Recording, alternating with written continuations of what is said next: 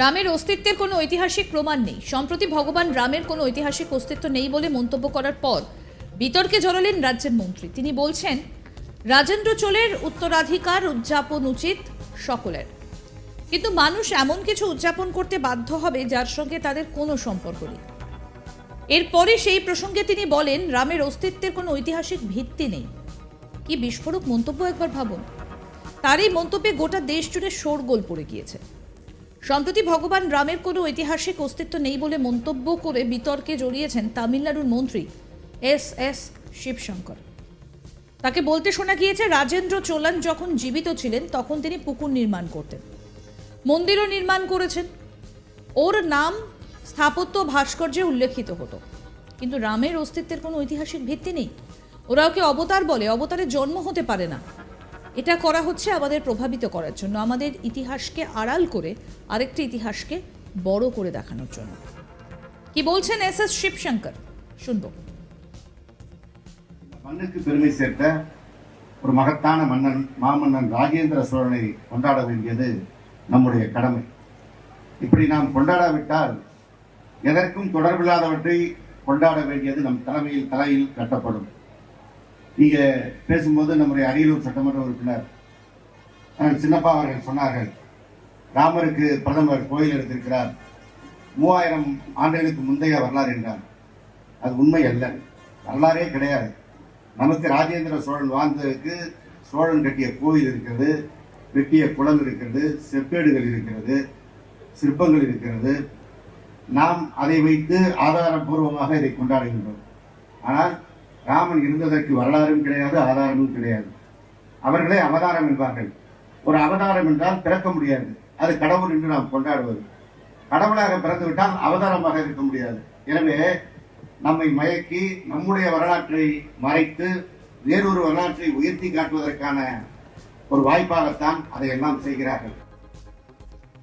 এই ঘটনায় সরব হয়েছে তামিলনাড়ু বিজেপির নেতারা। সেখানকার বিজেপির সভাপতি কে আন্নামালাই বলেন, হঠাৎ শ্রীরামকে নিয়ে ডিএমকের এমন আকস্মিক আবেগের বিষয়টি সত্যিই দেখার মতো। কে এটা ভাবতে পেরেছিল? এটা কি আশ্চর্যের নয় যে কত তাড়াতাড়ি ডিএমকে নেতাদের স্মৃতি ফিকে হয়ে গেল? ওরাই তো নতুন সংসদ ভবনে চোল রাজাদের সেঙ্গল প্রতিষ্ঠার বিরোধিতা করেছিলেন। এটা হাস্যকর যে ডিএমকে এমন একটা দল যা মনে করে যে তামিলনাড়ুর ইতিহাস 1967 সালে শুরু হয়েছিল। হঠাৎ করেই তারা দেশের সমৃদ্ধ সংস্কৃতি এবং ইতিহাসের প্রতি ভালোবাসা খুঁজে পেয়েছেন।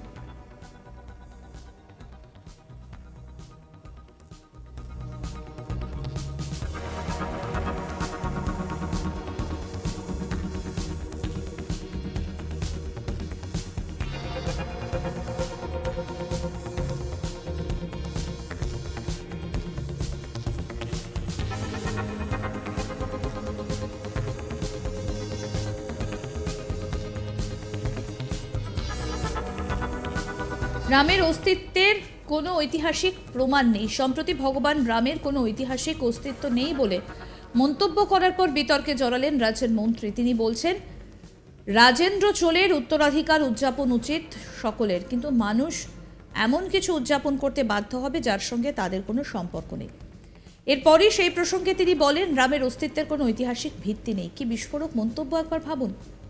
তার এই মন্তব্যে গোটা দেশ জুড়ে শোরগোল পড়ে গিয়েছে।